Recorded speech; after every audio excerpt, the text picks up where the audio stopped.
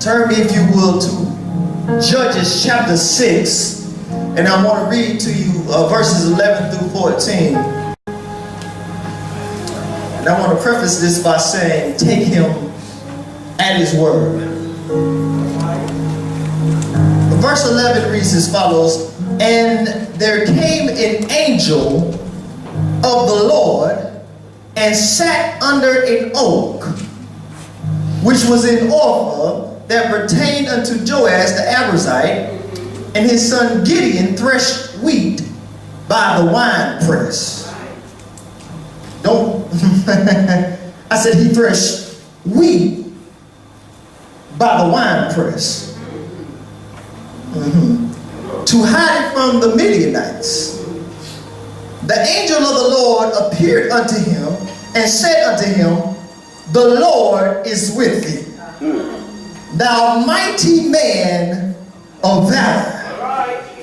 And Gideon said unto him, O my Lord, if the Lord be with us, why then is all this befallen us?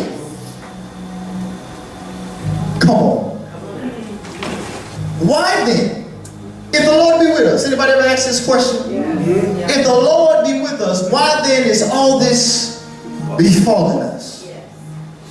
Where be all his miracles, which our father told us of, saying, did not the Lord bring us up from Egypt? But now, I thought he was the same God right now as he was back. Interesting how this text does this, isn't it? He said, where be all his miracles which our fathers told us of, saying, did not the Lord bring us out of Egypt? But now the Lord hath forsaken us, and delivered us into the hands of the Midianites. And the Lord looked upon him and said, go in this thy might, and thou shalt save Israel from the hand of the Midianites. Have not I sent thee? Have not I sent thee? I want to give you a message entitled for this morning. Is confirmation enough? Take your seats. Is confirmation enough?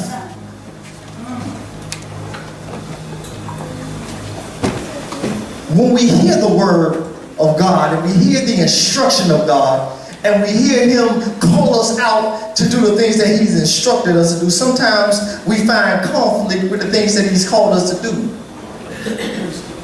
And so what we start to do is we start to resist God and what he's told us to do, what he's instructed us to do, what he's encouraged us to do, what he's empowered us to do. We start to get defensive. And we say, I don't know how this is going to happen, God. How is it that you are going to cause this great thing to happen to a man like Gideon, who of his own admission says that we are already under the oppression of the Midianites. So we're under the oppression of the Midianites in Israel. And in Israel, under oppression, my family is lowest. Not just low, but my family is lowest. Put an EST on there, that means it's established, right? That's why God is the greatest. Never mind. But so my family is the lowest in all of Israel, and Israel is under the oppression of the Midianites. So let me see if I can figure out the hierarchy here. There's the Midianites who are over us, and then I'm within Israel, and then my family is the lowest in Israel, and then I'm the lowest in my family. How is it that I can deal with that kind of weight of oppression and you are telling me to go in my might? I'm the lowest. I have the least. And not only is my family the lowest, but where we reside, we're already under oppression collectively. How can I ever break out of this cycle of oppression feeling that I'm the lowest? We have to cease the resistance. Somebody say cease the resistance. Yeah, you resist the devil, you don't resist God. Gideon asked, how will I save Israel? My family is poor and I am least in my father's house.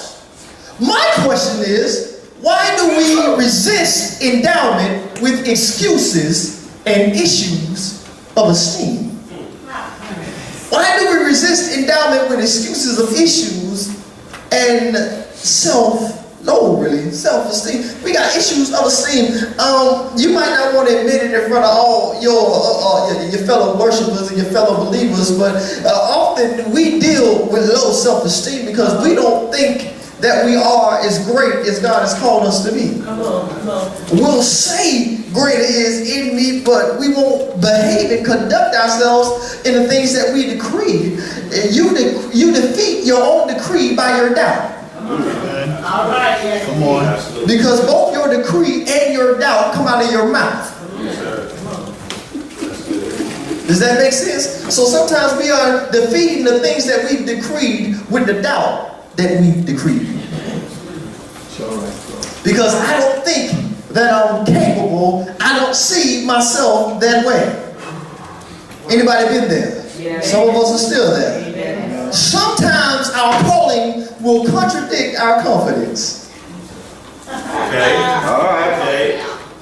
Sometimes our calling, hold on, wait a minute. That don't make no sense. How in the world can my calling contradict my confidence? Because you know that you're called to God, but you don't have the confidence to walk in your calling. Come on. God called me to be this, and I'm sure my calling. Some of us ain't guessing at our calling. Some of us are still trying to figure it out. But some of us know what we're called to do, but it's our confidence that's the issue. Because your calling will always call to you. Come on. Your calling will wake you up. Your calling to have you thinking all kinds of stuff. Your calling won't make sense to you because you're like, how am I called to do this and I don't have any of that stuff that you said that I was supposed to do? How am I going to call to bring change and I don't have any change? How am I called to this office that you called me? I don't even have a clue. How many of you have been called but you don't have a clue? All right. I've been called. I don't have a clue. So sometimes your calling will contradict your confidence. And sometimes our election will contradict our self-esteem. So we'll be called, make your calling your election. Sure, yeah. I got a calling, I got an election, but I got confidence and self-esteem issues. So how am I going to go in the power? He said in the text, and he says, go in this thy might. What you mean go in this my might? We got to understand something. When God gives a charge, when the Lord of hosts gives us a charge, we are granted commission and permission. All right. Do you understand what I'm saying? When God gives you a charge, He gives you commission and permission. Commission says that I have the authority to act in this manner that God has given me a rule over. Amen. I know you're the lowest of your house, but I just gave you charge over all Israel. All right. Man, that's a promotion swing, ain't it? I'm the lowest of the low, and now I'm in charge. Huh? How is it that we find ourselves in charge, but cowardice? And we're ducking and we're trying to hide from our calling because we don't have confidence. Am I talking to anybody so far? So when God gives a charge, we are granted commission and permission. So sometimes we understand the calling, We're dealing with our confidence issues, but we got to call it. We're dealing with our confidence issues, but we're trying to go forward. We're trying to do the things that God called us to do, right?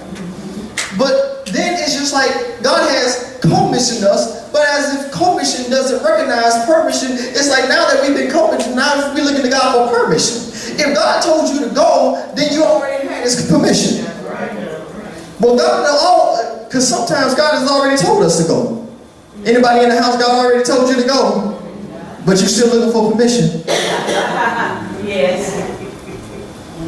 Anybody been commissioned, still looking for permission? Yes. Oh, come on now. Yes. Yes. Anybody been commissioned and still looking for permission? Lord, can I leave now? I told you to leave 2 months ago. Wow. Lord, can I go now? Yeah. I already told you to go. He said, go this thy might. The Lord said, surely, this is verse 17, the Lord said, surely I will be with thee. In verse 16, brother. And Gideon says, if I found grace in thy sight, show me a sign. Oh Lord, I'm talking to the church today. I said, if I find grace, if I don't find favor, he said, hold on, stop, wait. God just spoke to you, and you asking him for favor. Okay, maybe I ain't got that. God just spoke to you. God said this. He said, the Lord, the angel of the Lord came and spoke to you and said, the Lord is with thee. Didn't he? Thou mighty man of valor. And then he said, go in this thy might, a little further down. And then he says, I sent thee. The Lord is with thee. Go in this thy might. I sent thee. Show me a sign.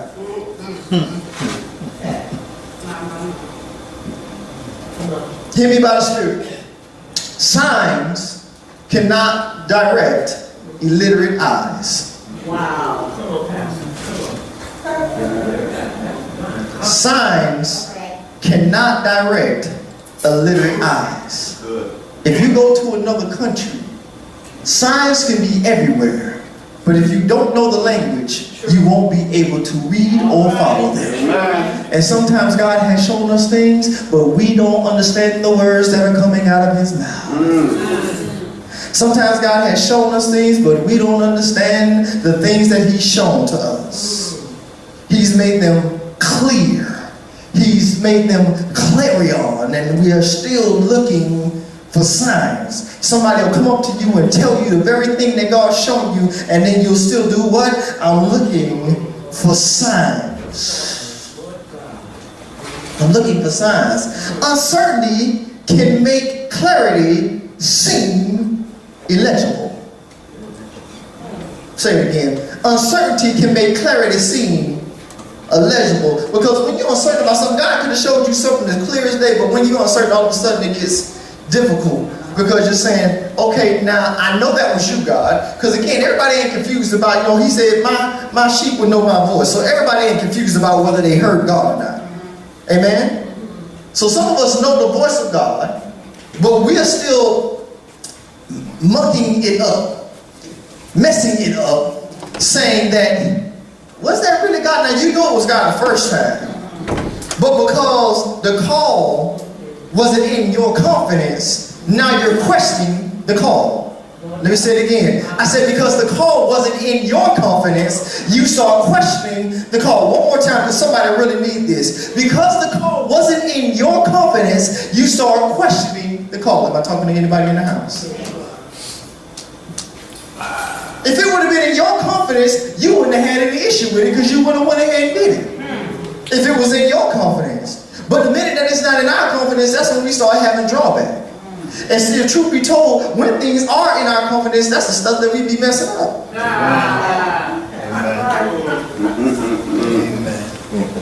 Because you ever been overconfident? Yes. Yes. Yes. So sometimes God is using your lack of confidence to get you to rely on him. Does that make sense? Yes, it does. But we focus so much on our lack that we don't look to our supplier. We focus on our lack that we don't look to our provider. Amen. Somebody say, look to your provider. Look to your provider. Catch this. The first sign was the Lord is with thee. Somebody say, here's your sign. Here's your sign. Right? The second sign was, I sent thee. Here's your sign. Right? And then, somebody say, and then. And then, the angel awaited his offering. So the angel comes down, the angel of the Lord comes down and said, look, the Lord said that go in this thy might, you mighty man of valor. He said, man, I done seen this angel. Now I'm paraphrasing, but he said, man, I done seen this angel. Hey, stay right here, I got something for you. Let me go get this thing. I'm gonna prepare for it. So wait right here. You just told the angel to wait. This is one of my favorite things about the story. You just told the angel to wait for you. Let me get my offering together.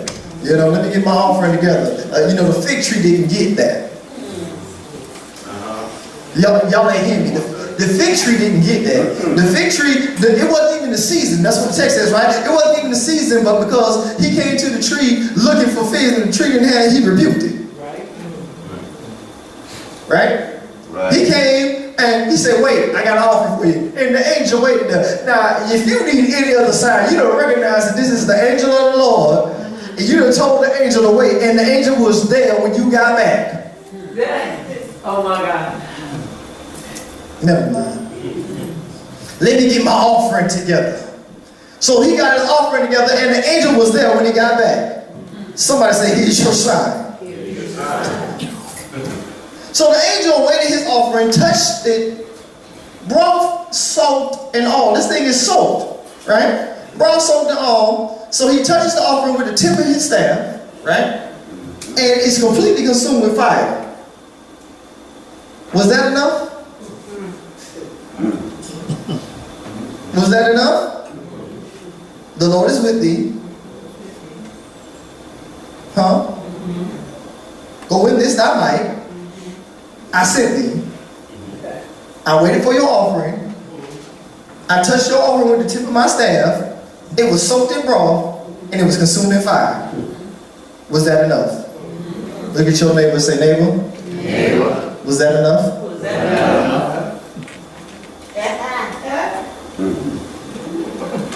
Hear this. Stop turning might into might not. I know that's simple and whatever. It's not real deep and whatever, a lot of syllables. But stop turning might into might not. Because the text says that I sent thee and thou might, and he's like, I might not be able to do it though. Stop turning your might, the might of God, into your might not. That makes sense? Go in this thy might, saith the Lord. I sent thee. I sent thee. I gave you commission and I gave you permission.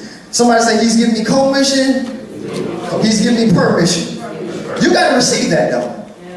You can't just say it, you got to receive it. Does that make sense? Ladies and gentlemen, it is difficult to have heart when you are accustomed to hiding. It is difficult to have heart when you are accustomed to hiding. Listen to what the text says. The text says that Gideon is by the winepress threshing wheat. Did you catch that in the text?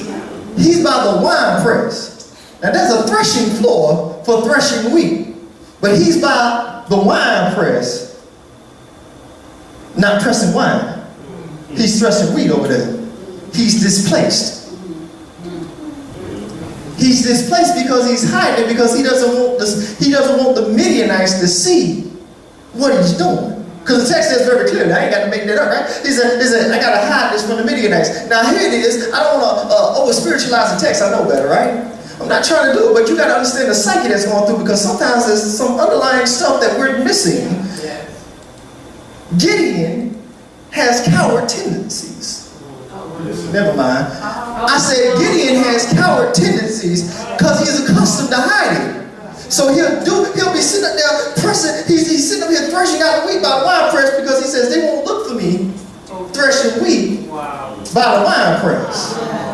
And so God has just said, go in this thy might, right? I got an assignment for you, Gideon. I got an assignment for you, Gideon. I need you to tear down the groves and the altar above. Anybody know the text? I need to tear down the groves and the altar above. And what does Gideon do? Gideon waits. This is the text. He waits for nightfall so he can do God's bidding under the cover of darkness. Wow. Anybody ever tried to do your calling in the dark?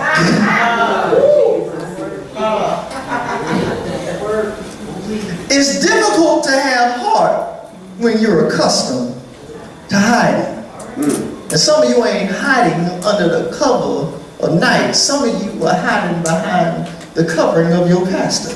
Wow. Wow. Wow. Let me just get behind the man of God. And as long as I'm doing it that way, then I don't have to step out and do what God called me to do. Now, y'all ain't hearing me. See, a lot of preachers won't preach this right here because I'm trying to tell you I'm releasing you to do what God called you to do. And I'm not afraid of what God called you to do. Huh? Because if you're released to do your call, then that means you can draw more to Him, not more to me. Anyway, side note. But what happened is we'll hide behind mama's anointing. We'll hide behind, because mama had such a great anointing on her life. She was such a great teacher. If I just stand behind her, then I don't have to do God's calling. Now I'm being obedient to her. I'm doing what she asked me to do, but I'm not doing what God asked me to do. That's true. I do whatever it is that she asks. I do whatever it is that Bishop asked me to do because Bishop has a great anointing on his life. So I'm just gonna hide behind the man of God.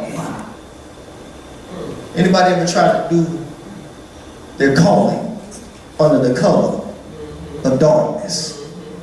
So he goes and does this thing that now he's obedient, but it's the way that he does it. He's not exuberant in his obedience. He's scared. He's fearful. Why? Because he don't want the Midianites to see him. He doesn't want the Midianites to see him. Amen? Get this. Divine encounters should galvanize, not petrify. That makes sense? Divine encounters should galvanize, not petrify. Gideon realized it was an angel of the Lord and became afraid. Wait a minute, you know that you got a word from God and you still scared? He was afraid of the source of his strength. Y'all hear the text? Yes. He was afraid of the very thing that released him. He said, because I dealt with God, I'm going to die. We get so dramatic. I don't see God. No. It's just like the children of Israel when they had the National Day of Epiphany. Everybody heard God. Everybody heard God. And it was like, oh no, man, no, won't listen to God. That's crazy. Hey Moses, you go talk to God. See how they were hiding? Right. And some of them still had the veil on even in the New Testament. Because they were hiding. Saying, I'm a child of Moses. If you was really a child of Moses, if you was really a child of Abraham, then this is how you would conduct yourself. You would walk by faith. If you were really the child of Abraham, you would get from underneath your father's covering. You would leave your father's house. Y'all hear what I'm saying? Yes. That's what you would do if you weren't scared. Look at your neighbor and say, don't be scared. Don't be scared. Don't be scared. Don't be scared. Right? So he realized that it was the angel of the Lord and became afraid. Encounters should encourage action. Encounters should encourage action. Every time I interface with God, I should be encouraged to action. Amen. Because faith is an action word. Faith is not a stationary word. You don't get faith and then stand still. Right? Now I know stand still, see the work of the Lord, but that ain't even stand still because you're still doing something. All right. Amen? But it's like sometimes we hear the word and we like, we petrified. We petrified. Huh? Anybody ever been to a place, we went on a vacation one time, and one of the sights to see was the petrified forest. Petrified forest. There's this place where all these trees were frozen in their state of growth. Frozen. You see them as big as they ever were. and it would not grow anymore because they were petrified. Why would you grow to be petrified? That doesn't even make sense. That defeats the very purpose of what it is. But that's what will happen if you get into the wrong atmosphere. You get into the wrong atmosphere, you would have grown so much only to become petrified. God has elevated you from the lowest of your house, your family from the lowest of your region, but you're petrified because of the power that He's given to you. You're petrified because what He's given to you, you didn't think that you could handle. You were scared. And when you did do something, you did it under the cover of night. I don't want nobody to see me. And then you did it under the guise of false humility too. All right. I just don't want nobody to see me. No, sometimes false humility is really fear. Yeah. That's so true. Oh, see, we always think that false humility is pride. No. Sometimes false humility is fear. I just don't want. No, you really don't. They really don't want to be seen. They for real. They serious. They ain't playing with you. They ain't looking for a pat on the back. Matter of fact, they're brother. You're not even looking at them. Don't. That's why some people pray for you and tell you to close your eyes.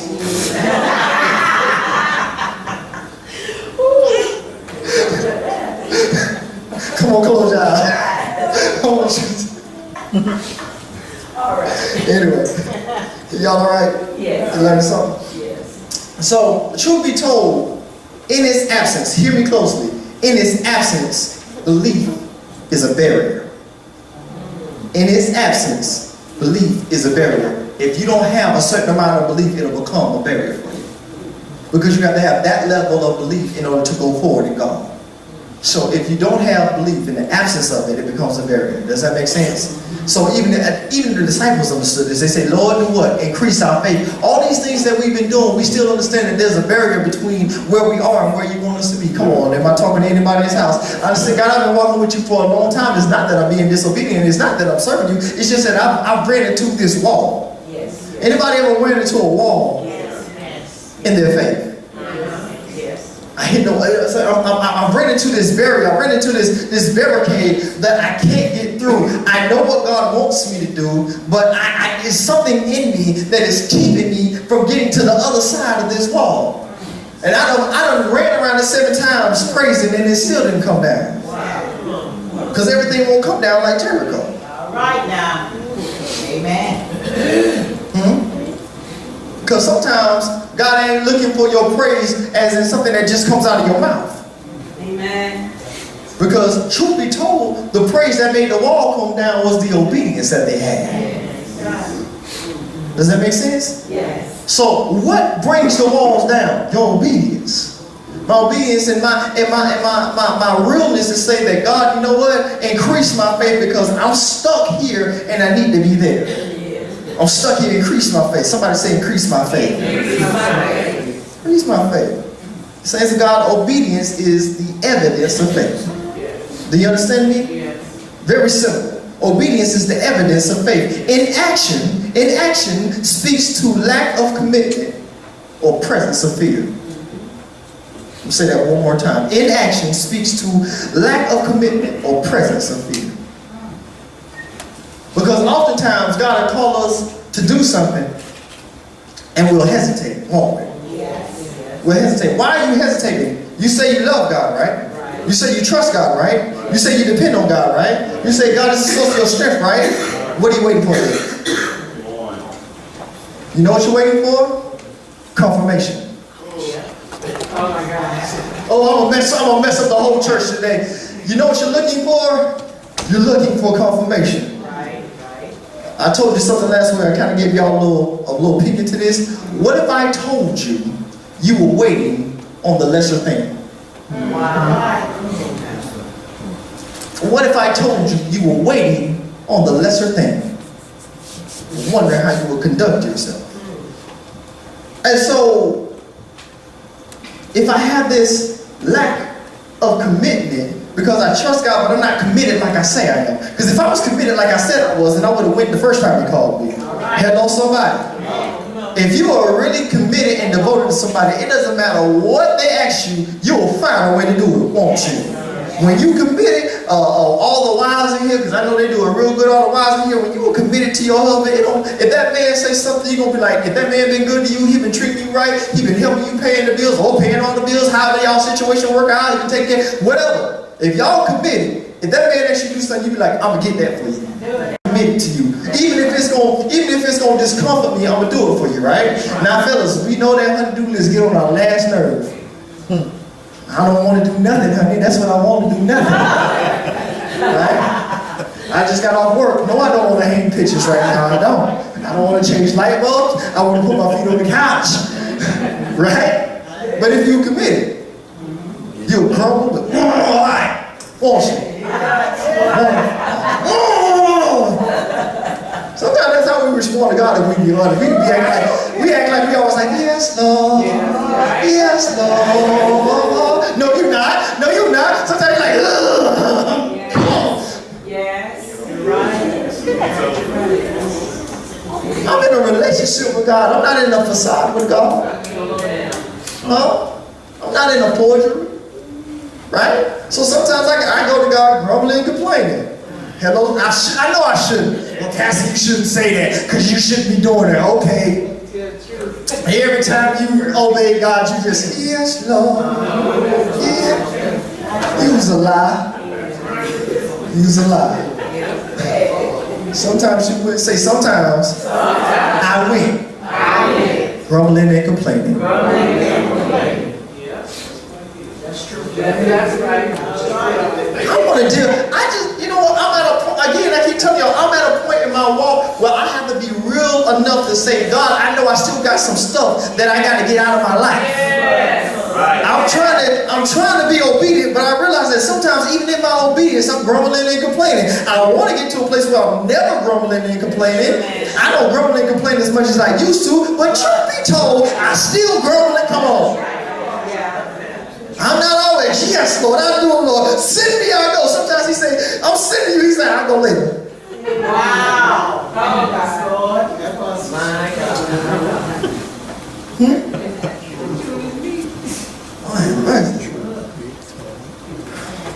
Anybody learn something? But then, so it actually speaks to lack of commitment or lack of fear. Also, presence of fear. So presence of fear. Sometimes fear was present in our lives. We want to say, we know that fear was not God-given. Because we know the word. We know the word. We know, you can't tell me nothing about my word. I know my word. God did not give to us a spirit of fear. All of a sudden your voice dropped 10 octaves. God did not give us a spirit of fear. Wow. Power, love, and a sound mind. I have a sound mind. You sound crazy right now. You know? Because we'll say that, but then again we'll be hesitation. And hesitation is a cousin of fear. Procrastination is a cousin. You understand? Say they related.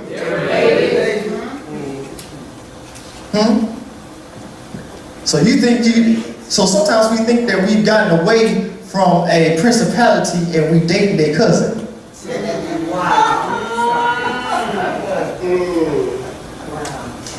Say it's all in the family.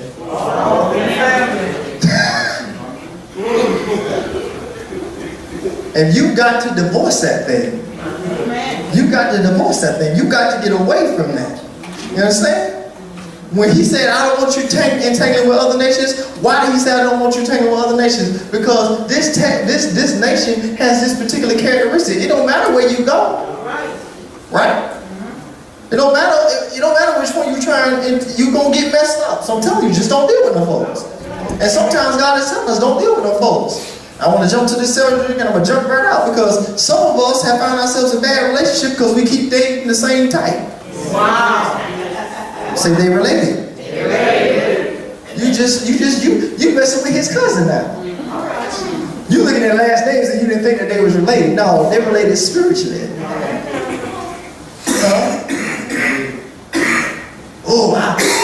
I know my type. Yep, the enemy do too. And he keep bringing it right to you. Keep bringing it right to you. You know the devil will put on a red dress. And a blue one too. Sometimes he'll put on a blue suit, you know what I'm saying? And then, you know, be tall, dark, and sinful. Say sinful? Yeah, sinful. Full of sin. All right, sir. But man, don't he look good? Yep.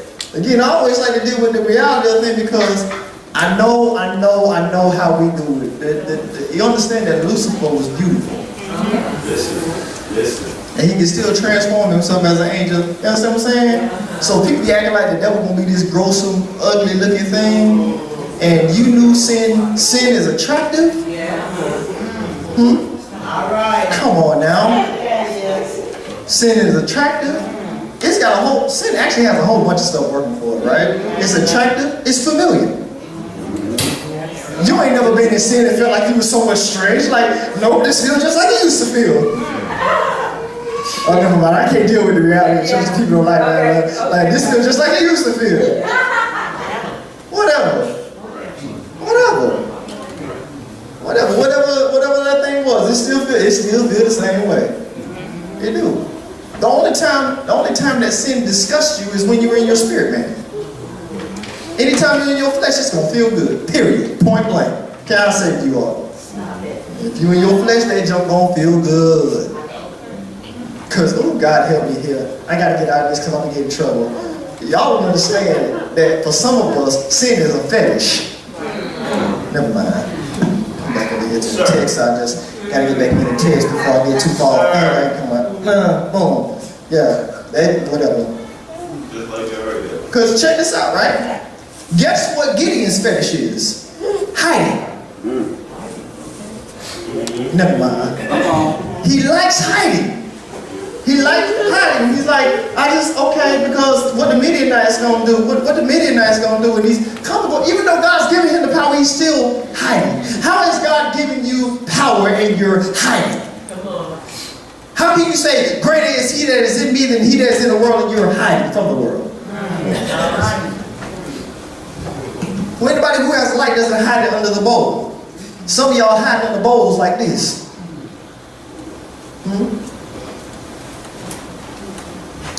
Oh God.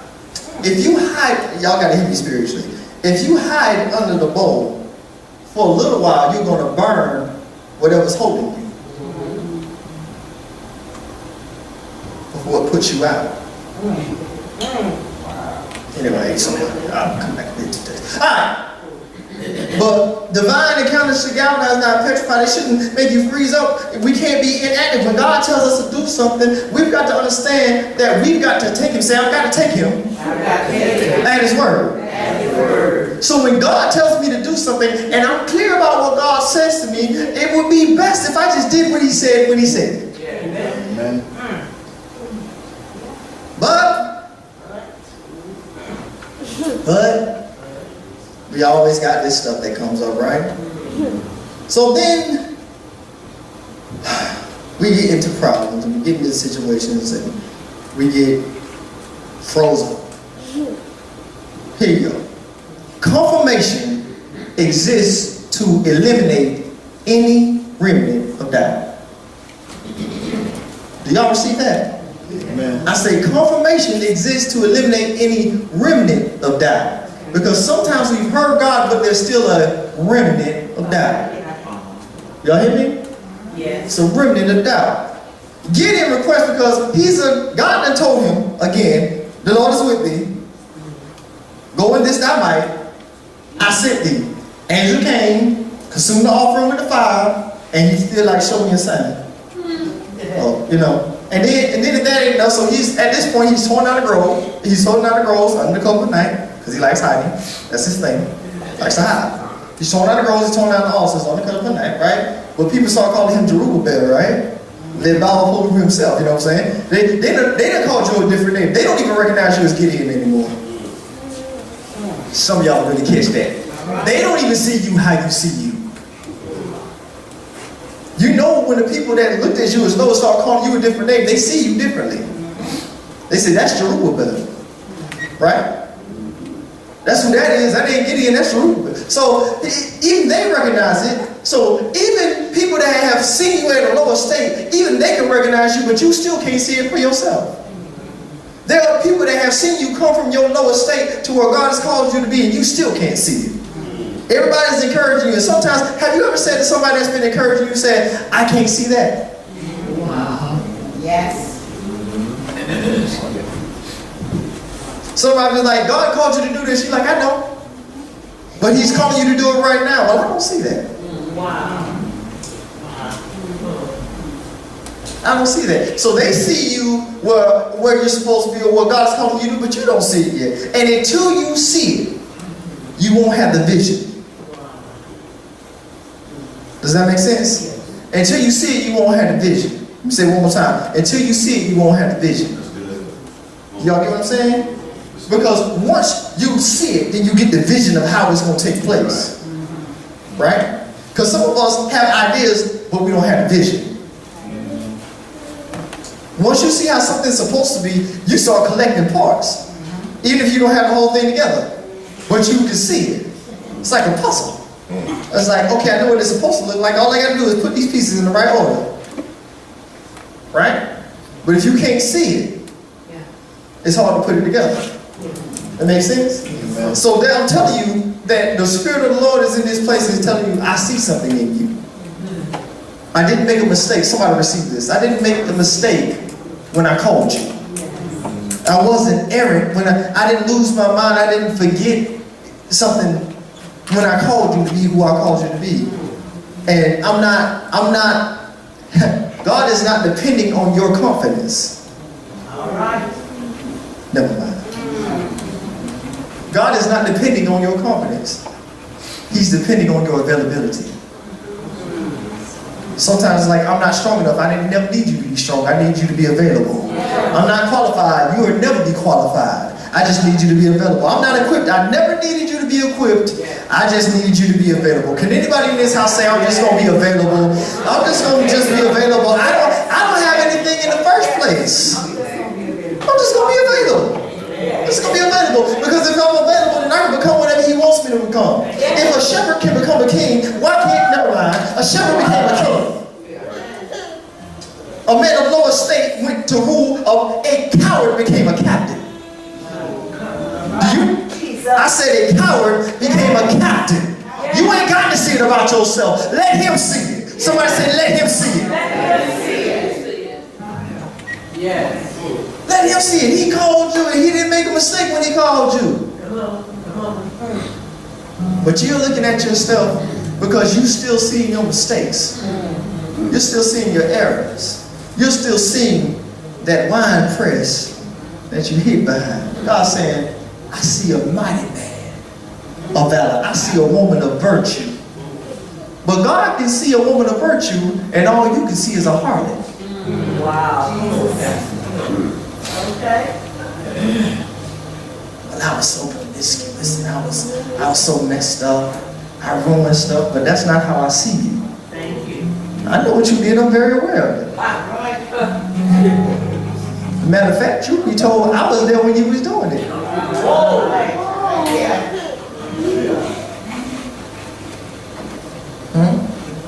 I was there. But I saw, we say stuff like, say, he saw beyond my faults. Saw my needs, looked beyond my faults and saw my needs.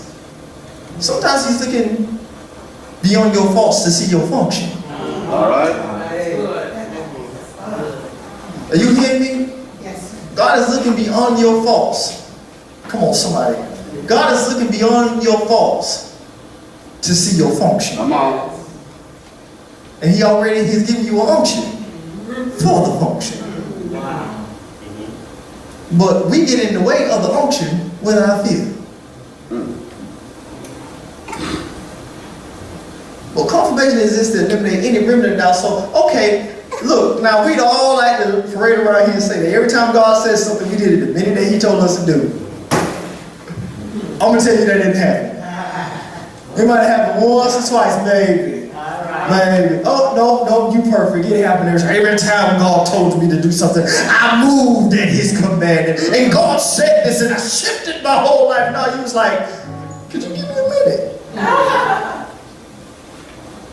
Give Give me a moment. Can you show me something? So he does this thing. Gideon requests, if the fleece is wet, but not the ground.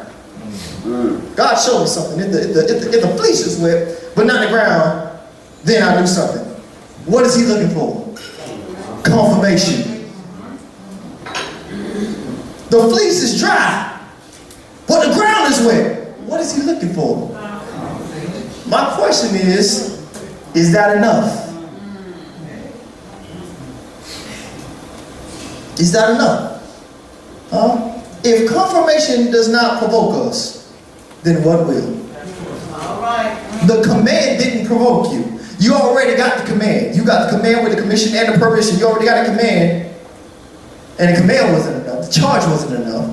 And now you done really got about 5 levels of confirmation. Because first God spoke to you, right? He told you he sent you. He told you he was mighty, right? The angel that came and certified the thing, took your offering, right? And then he did the stuff that you asked for with the fleece, right? Both of them. And some of us are still like, we'll say stuff like that. Oh, that's confirmation. We get excited, don't we? Don't we? We can't wait for somebody to confirm what God has already spoken to us. We get excited. Say, oh, girl, that's confirmation right there. Oh, that's confirmation right there. That's confirmation right there. Right. Let me ask you a question. What did you do with the confirmation? Whoa. Some of us got to be honest in this house that after I got my confirmation, I asked him for another one. All right. I already got the command. I already got a confirmation, and I'm still looking for another one. So my question to you, church, is confirmation enough? What's going to really provoke you? What's going to really provoke you? What's really going to move you? We must understand confirmation is not unruly. There's nothing wrong, say there's nothing wrong with confirmation. You just can't displace it. Does that make sense? We've got to understand the chain of command.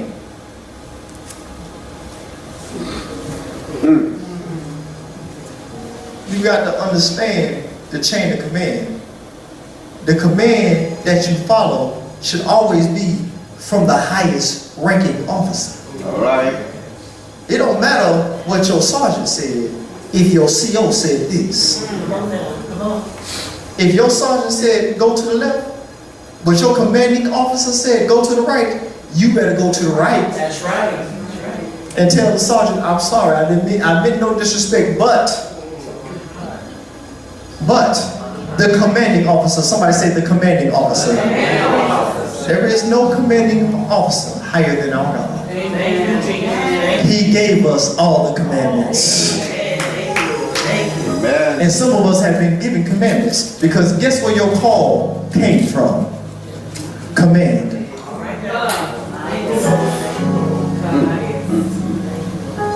Your call came from command. And you're looking for someone, and I'm not even talking about, again, sometimes I like to talk about stuff that ain't even dealing with wickedness. It's just, waywardness. All right. Which can lead to wickedness. But we'll be looking to the pastor when God had already told you. Come on. And nowadays, and y'all know how I feel about that, yes, I do believe that there's some authentic prophets. All right? And then there's some prosthetics. There's some prophets and there's some prosthetics. There's some fake stuff. But I believe that there are some true prophets of God. And the true prophets of God, you wouldn't really be running to them like we run to them. Because, the prophets will tell you that if you don't do this, you're going to die. No, you're not understanding me. You're going to die. I put this up and I really would that people would receive this. You got to understand that there's a difference between contingent prophecy, and exact prophecy, right? Because when God says something prophetically, he says, this is going to happen. You can't rebuke it. You can't do that. Ain't nothing you can do about it. I don't receive that. It don't really matter. It's going to happen.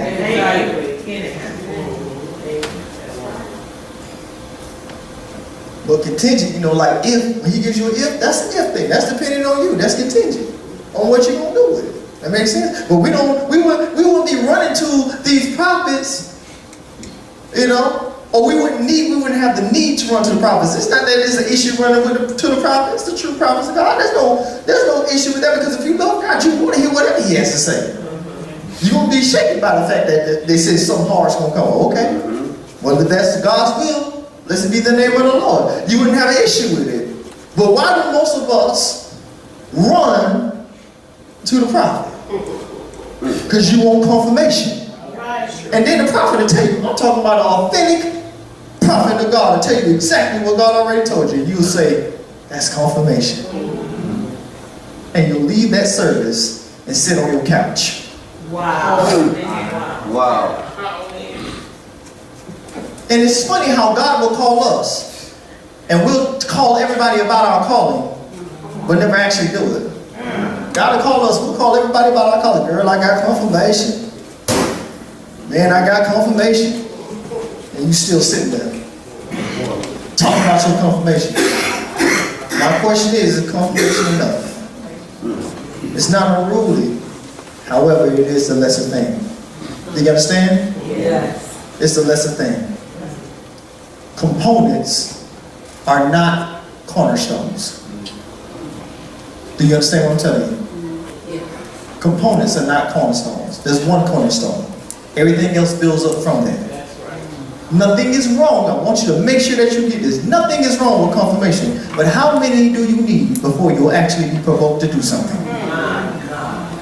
So if you're saying, I'm looking for confirmation, here's your confirmation. If God said it, go do it. If you're looking for confirmation, here it is right now. Y'all ready to receive it? Yes. Y'all need confirmation today? If God said it, go do it. Let me do this one more time. Maybe I need to like trump up my voice or something like that. Let me say it one more time. If God said it, go do it. There's your confirmation. Now, which confirmation you need before you can go do something? Do I need Pastor Moselle to come up here and do it? Do I need El Stokes to come up here and go do it? I can ask Bishop to come do it. Virgil got a real deep voice. Maybe he can say it real profound for you so you'll actually accept it. I don't know what's going to provoke you to move. If confirmation does not provoke you, what will? If the command didn't make you move, what will? How many confirmations will you get before you move? Because I'm telling you that God can raise up a shepherd to be a king. And he can raise up a coward to be in command. What is your issue? Where have you been a coward in your calling? I want to talk to the cowards today. Stop hiding in the darkness, trying to be obedient. Wow, Pastor.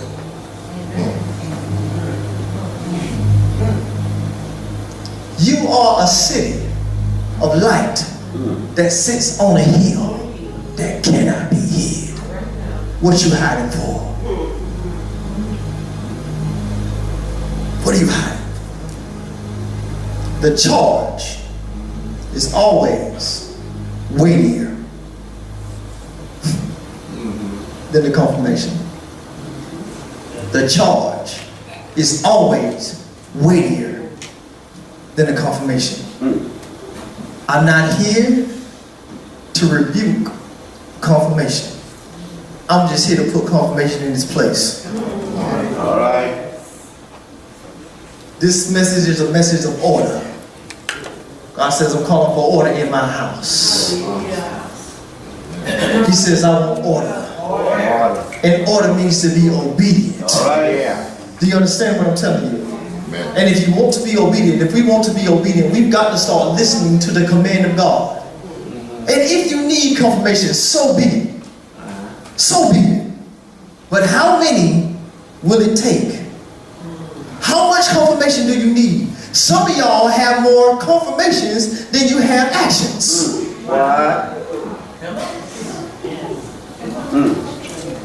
Some of us have more confirmations than we have a witness.